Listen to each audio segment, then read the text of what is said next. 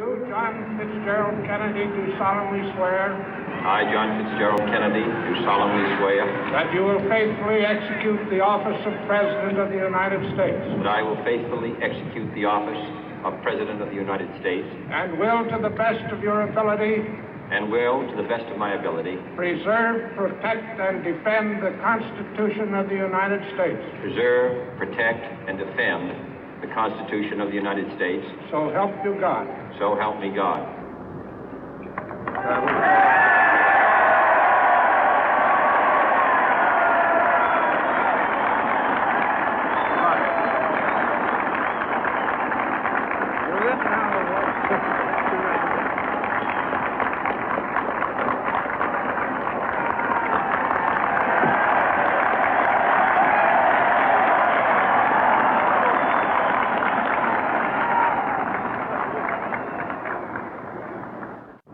Vice President Johnson, Mr. Speaker, Mr. Chief Justice, President Eisenhower, Vice President Nixon, President Truman, Reverend clergy, fellow citizens.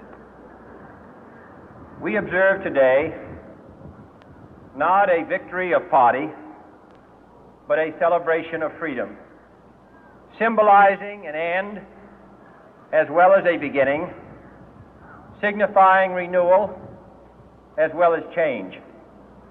For I have sworn before you and Almighty God the same solemn oath our forebears prescribed nearly a century and 3/4 ago. The world is very different now, for man holds in his mortal hands the power to abolish all forms of human poverty and all forms of human life. And yet the same revolutionary beliefs for which our forebears fought are still at issue around the globe. The belief that the rights of man come not from the generosity of the state, but from the hand of God. We dare not forget today that we are the heirs of that first revolution. Let the word go forth from this time and place to friend and foe alike that the torch has been passed to a new generation of Americans born in this century, tempered by war, disciplined by a hard and bitter peace, proud of our ancient heritage, and unwilling to witness or permit the slow undoing of those human rights to which this nation has always been committed and to which we are committed today at home and around the world.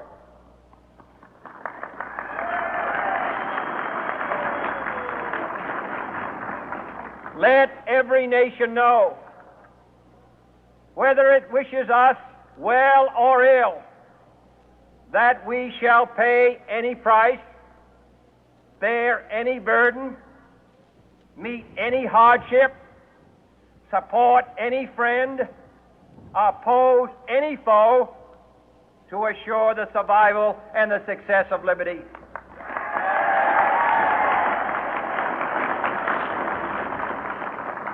This much we pledge and more.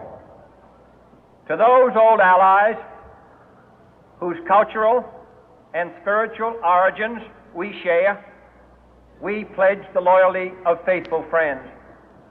United, there is little we cannot do in a host of cooperative ventures. Divided, there is little we can do, for we dare not meet a powerful challenge at odds and split asunder. To those new states whom we welcome to the ranks of the free, we pledge our word that one form of colonial control shall not have passed away merely to be replaced by a far more iron tyranny. We shall not always expect to find them supporting our view, but we shall always hope to find them strongly supporting their own freedom, and to remember that in the past, those who foolishly sought power by riding the back of the tiger ended up inside.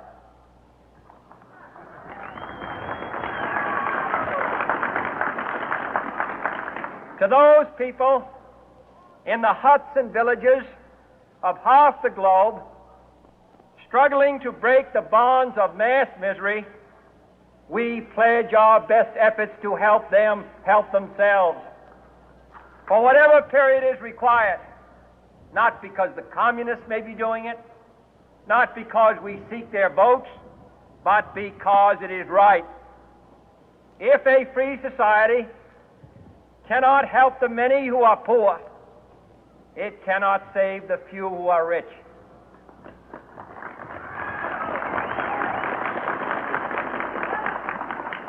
To our sister republics south of our border, we offer a special pledge to convert our good words into good deeds, in a new alliance for progress, to assist free men and free governments in casting off the chains of poverty.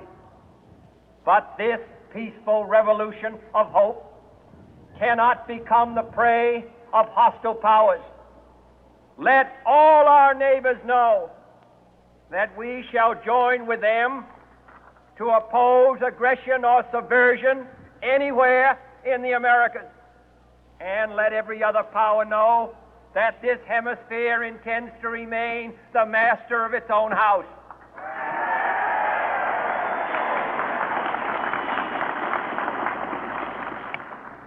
To that World Assembly of Sovereign States, the United Nations, our last best hope, in an age where the instruments of war have far outpaced the instruments of peace, we renew our pledge of support to prevent it from becoming merely a forum for invective, to strengthen its shield of the new and the weak, and to enlarge the area in which its writ may run. Finally, to those nations who would make themselves our adversary, we offer not a pledge, but a request that both sides begin anew the quest for peace. Before the dark powers of destruction, unleashed by science, engulf all humanity in planned or accidental self-destruction, we dare not tempt them with weakness, for only when our arms are sufficient beyond doubt can we be certain beyond doubt that they will never be employed.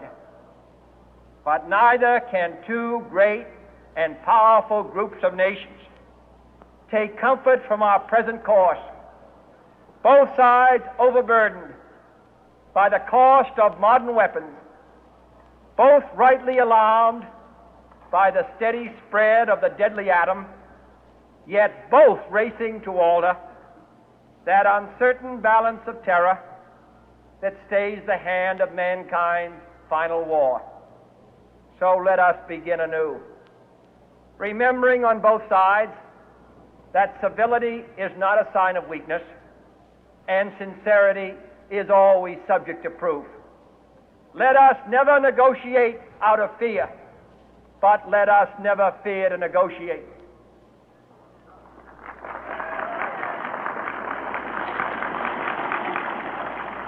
Let both sides explore what problems unite us, instead of belaboring those problems which divide us. Let both sides, for the first time, formulate serious and precise proposals for the inspection and control of arms, and bring the absolute power to destroy other nations under the absolute control of all nations.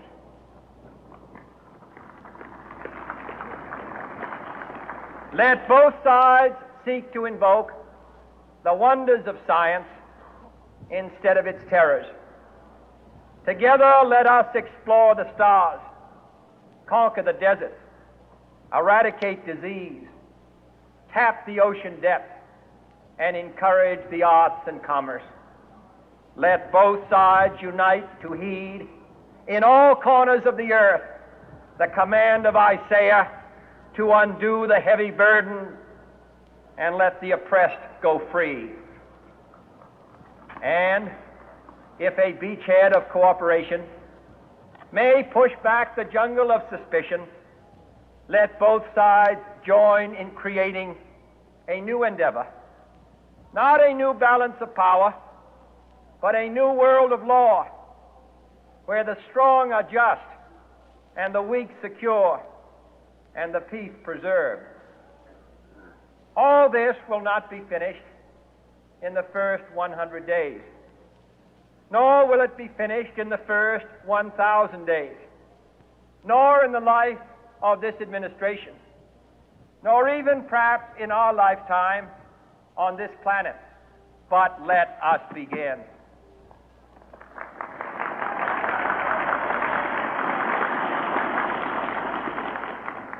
In your hands, my fellow citizens, more than mine, will rest the final success or failure of our course. Since this country was founded, each generation of Americans